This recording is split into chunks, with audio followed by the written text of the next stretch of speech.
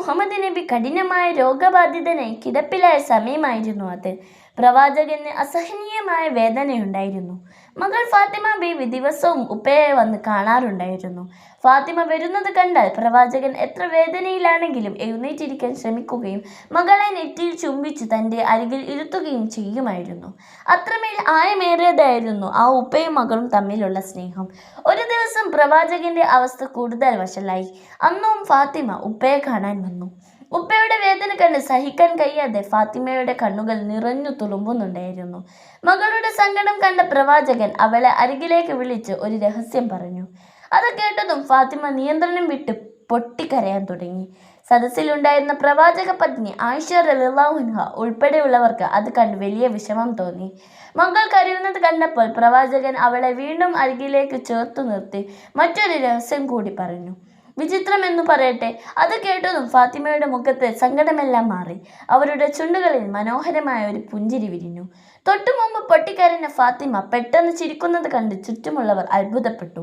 ആയിഷ റളിയല്ലാഹു അൻഹ ഫാത്തിമയോട് ചോദിച്ചു, ഫാത്തിമ, പ്രവാചകൻ നിന്നോട് എന്താണ് പറഞ്ഞത്? നീ ആദ്യം കരയുകയും പിന്നീട് ചിരിക്കുകയും ചെയ്തല്ലോ. ആ രഹസ്യം എന്താണ്? എന്നാൽ ഫാത്തിമ പറഞ്ഞു, പ്രവാചകൻ ജീവിച്ചിരിക്കുമ്പോൾ അവിടുത്തെ രഹസ്യം പുറത്തു പറയാൻ ഞാൻ ആഗ്രഹിക്കുന്നില്ല. കുറച്ചു ദിവസങ്ങൾക്ക് ശേഷം പ്രവാചകൻ ഈ ലോകത്തോട് വിട പറഞ്ഞു. മദീനയാകെ സങ്കടക്കടലിലായി. പ്രവാചകന്റെ മരണശേഷം ആയിഷ റളിയല്ലാഹു അൻഹ വീണ്ടും ഫാത്തിമയുടെ അരികിലെത്തി ആ പഴയ സംഭവം ഓർമ്മിപ്പിച്ചു. മോളെ ഫാത്തിമ, അന്ന് പ്രവാചകൻ നിന്റെ കാതിൽ പറഞ്ഞ ആ രഹസ്യങ്ങൾ എന്തൊക്കെയായിരുന്നു? ഇത്തവണ ഫാത്തിമ നിറഞ്ഞ കണ്ണുകളോടെ ആ രഹസ്യം വെളിപ്പെടുത്തി. ആദ്യമായി ഉപ്പ എന്നെ അരികിലേക്ക് വിളിച്ചപ്പോൾ പറഞ്ഞത്, മോളെ ഫാത്തിമ, എൻ്റെ ഈ രോഗം മാറാനുള്ളതല്ല. ഞാൻ ഈ ലോകത്ത് നിന്നും വിട പറയാൻ സമയമായിരിക്കുന്നു. ഞാൻ അള്ളാഹുവിലേക്ക് മടങ്ങുകയാണ് എന്നായിരുന്നു. സ്വന്തം ഉപ്പയുടെ വിയോഗ വാർത്ത കേട്ടപ്പോൾ എനിക്ക് സങ്കടം സഹിക്കാൻ കഴിഞ്ഞില്ല. അതുകൊണ്ടാണ് ഞാൻ പൊട്ടിക്കരഞ്ഞത്. ഞാൻ കരയുന്നത് കണ്ടപ്പോൾ എന്നെ ആശ്വസിപ്പിക്കാൻ ഉപ്പ രണ്ടാമതും എന്നെ അരികിലേക്ക് വിളിച്ച് ഒരു രഹസ്യം പറഞ്ഞു. മോളെ, നീ സങ്കടപ്പെടേണ്ട.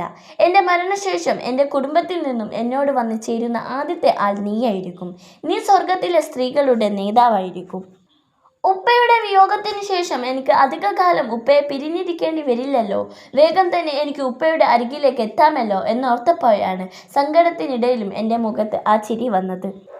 ചരിത്രം രേഖപ്പെടുത്തുന്നത് പ്രവാചകന്റെ വഫാത്തിന് ശേഷം ഫാത്തിമ പിന്നീട് ഒരിക്കലും ചിരിച്ചിട്ടില്ല എന്നാണ്. ഉപ്പ പറഞ്ഞതുപോലെ തന്നെ പ്രവാചകൻ മരിച്ച് കൃത്യം 6 മാസങ്ങൾ തികയുന്ന ദിവസം ഫാത്തിമയും ഈ ലോകത്തോട് വിട പറഞ്ഞു. തൻ്റെ പ്രിയപ്പെട്ട ഉപ്പയുടെ അരികിലേക്ക് യാത്രയായി.